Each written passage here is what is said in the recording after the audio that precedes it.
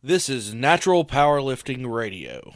Deadlifts, chicken nuggets, video games. This is Check My Total, a powerlifting podcast with Timothy Payne and Andrew Hinson. Welcome everybody to another episode. This episode we're going to start a new series, except it's not going to be consecutive like our series was with Kenneth. Well, this series is going to be called Powerlifting Mythbusters. So we're gonna take a myth that you see a lot, on the internet, on Instagram or blogs or whatever these people are reading, and we're going to bust these myths. So the first one we're going to talk about today is rack pulls being an ego lift, which when you want to boil it down, all of powerlifting is an ego lift. That's true. Yeah. So, people, first off, how would you describe an ego lift, Andrew?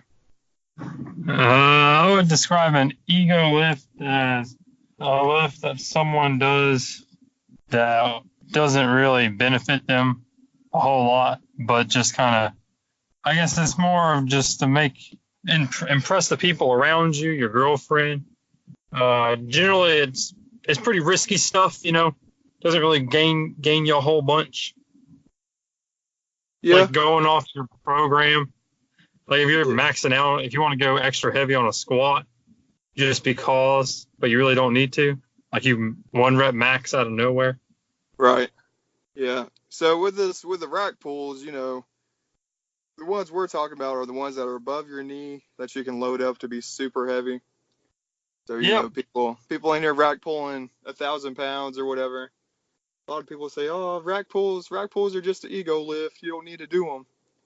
So we're going to give you reasons why you should do rack pulls. Yeah, we're going to bust that myth up a little bit. Now, the people that are doing rack pulls with straps on, that's all ego stuff. That ain't doing nothing for you. I mean, I guess it's helping you build your upper back, but you still don't need to be doing straps on until you can't hold it anymore. Yeah. Because part of the benefit of a rack pull is the reason rack pulls aren't an ego lift is because they can help tremendously with your grip strength and getting used to holding heavier loads. Yeah. You should never lose a deadlift in competition because of your grip. And the reason we say that is because you should be doing rack pulls, with 150, 200 pounds, 300 pounds sometimes more than what your max is on your competition deadlift if you're pulling from the ground. So in the rack, you should be doing, 200 pounds more than what you can actually pull. That's very true. Like if your max is 405 on the deadlift, then you should be able to rack pull from your knees to lockout 500 relatively easy. Right. And that'll help your grip a lot, because when it comes to the deadlift, one of the best things you can do for your grip is just to practice holding the bar. Yeah, because when we do these rack pulls, we don't do them for reps. We do them for, let me rephrase that. We don't do them for multiple reps in one set. So the way we do rack pulls is that you're working up to a max rep. Yeah. So, just to see how much you can hold, because once again, we're doing this for grip. Sometimes we'll work in, threes on our way up. And then when we cannot pull 3 reps of a weight, then we start doing singles. Yep. But what I was getting at is when we pull these reps, either if we're doing threes or just the singles, whatever the last rep we pull, we try to hold it for as long as we can, which once again is helping out your grip. Yep. So I think that's probably one of the biggest things that can benefit you for your deadlift is just that grip on the rack pull. Some people set it up differently. Some people, like if you have if you want to, some people don't do it right at the knees necessarily. This is not necessarily for grip, but just practicing a different technique. Like for me, I know I find starting from the floor a little easier than starting maybe like 2 inches off the floor because I lose some of that stretch reflex. Yeah, if your grip is good, it helps you strain, like in the deadlift. If you're not worried about losing the bar, and the longer that you can hold the bar, you can strain with the weight more and try to get through your sticking point. Yeah, you can stick with the weight more instead of worrying about it slipping. For example, So I'm super quick off the floor, but once I get it above my knees, it's like I hit a wall because my upper back's not as strong as it needs to be. But I can stay in that position and hold that weight for, 10 seconds or longer, but it's not going anywhere. But, if your grip's weak, then most likely, after a few seconds, you're going to be wanting to drop that thing or put it back on the ground. yep. Let's see. I know another thing. Rack pulls can be good for beginners that don't have like an athletic background and like they actually can't get down to the bar or something. Yeah. And you have to like work them towards the ground. So you might have to start them out like putting the weight on on top of a 45-pound plate or something. Mm-hmm. Or if they're injured or something. Right. Yeah, as far as rack pulls in general, it's good to hit every single pin, from your shins all the way to above your knee. Well, that's just more of a general thing about rack pulls. Yeah, I mean, we primarily use them for grip because I think that's where it helps the most at. How would you work these into your training cycle? I would do probably depends on if you have a competition or not coming up, but I mean, I would work them in maybe, I don't know, every other week if you're really struggling with your grip and you need practice holding on to heavier stuff. I generally don't recommend doing it more than once because I don't know, my grip's generally fried for like a day or two.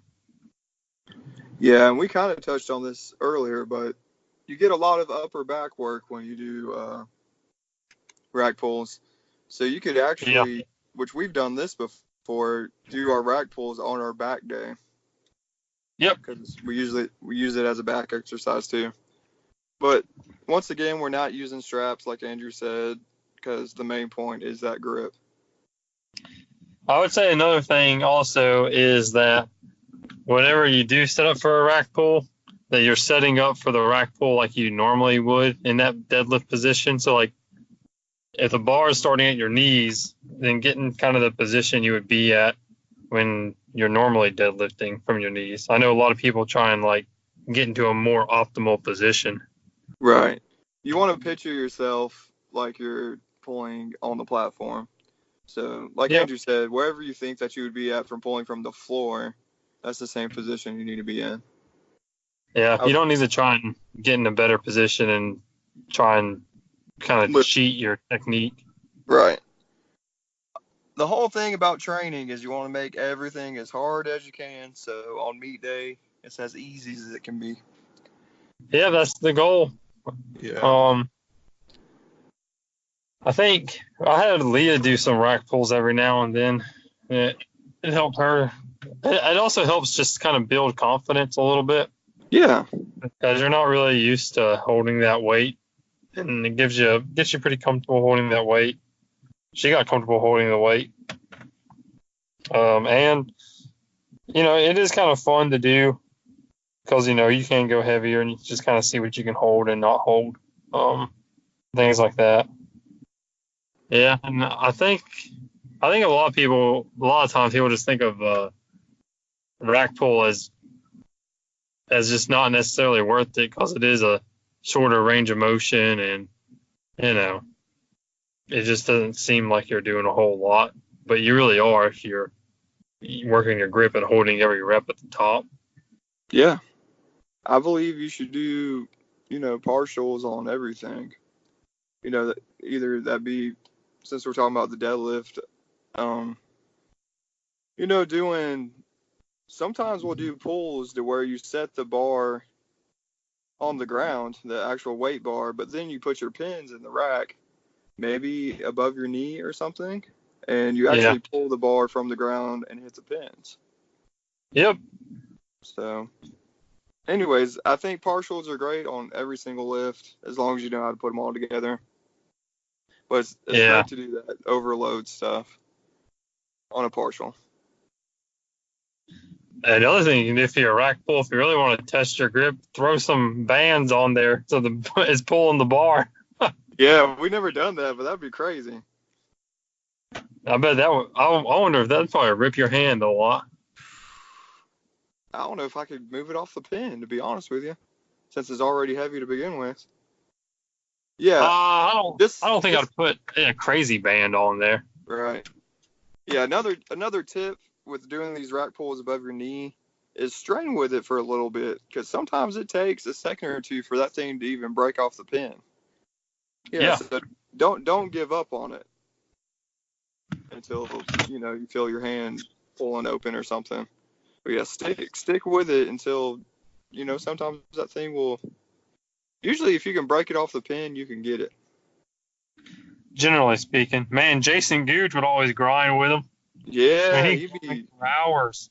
He'd do some of the longest rack pulls. His rack pull would last like 20 seconds. Yeah, he was the man when it came to rack pulls. Well, still is the man. Yeah, he really was. He could rack pull anything. It was crazy. Yeah. But that's all I got to say on this one. It's a short and sweet one today. That's right, short and sweet. We're both out and about. Yeah. We're not even in our homes. Sitting in the parking lot. Yeah. But ladies and gentlemen, I think that's about it for the rack pull. So the rack pull is not an ego lift if you do it right. Myth busted.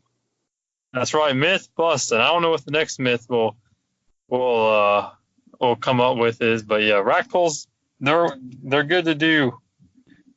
And if someone says they're not good to do, then it's probably the same person that's pulling with straps and squatting with the bar backwards. I don't know. And losing their grip on their third attempt. Yeah. Or maybe their first attempt. I don't know. How heavy you opening, people? That's right. If you're losing your grip on your first attempt, man, that's not good at all. You need to do some rack pulls. Yeah, you got to hold that weight. The only other thing I would say is if for some reason you can't do a rack pull for some odd reason, I don't know, maybe you're at a CrossFit gym, they ain't got pins or something, I really don't know. But, I mean, there's always 45-pound plates you can stack it on if you're not in a rack.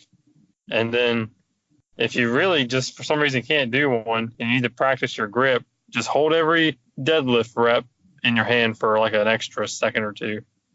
Or, like 10 Mississippis, depending on how heavy it is. See if you can hold it for 10. Yeah. Something like that. A lot of people will use blocks. And when I say blocks, like boxes to sit the weights on for rack pulls. Which, I mean, you're not in a rack, but you get what I'm saying. But yeah, you gonna go ahead and break this thing down? Yeah, let's break it down. Ladies and gentlemen, we thank you for tuning in to this episode of the Check My Total podcast. And it's not about your ego. Leave your ego at the door, you measles. I'm tired of all this ego lifting I be seeing here on the gram lately. Everyone using them rack pulls with the straps on and the fur taps on. You owe me a heat tap, son. Let me tell you, everyone's rack pulling 800 pounds with straps on, but they get the meat day and they drop their opener of 400 pounds. They drop it because they ain't holding on. Hold on for dear life, people. See you on the next one. We're out. Up next is the IBP NC State Push-Pull Championships in Gastonia, North Carolina on July 13th. We hope to see everyone there. Please subscribe and thank you for listening. Be sure to follow @CheckMyTotal on Instagram for all the latest updates.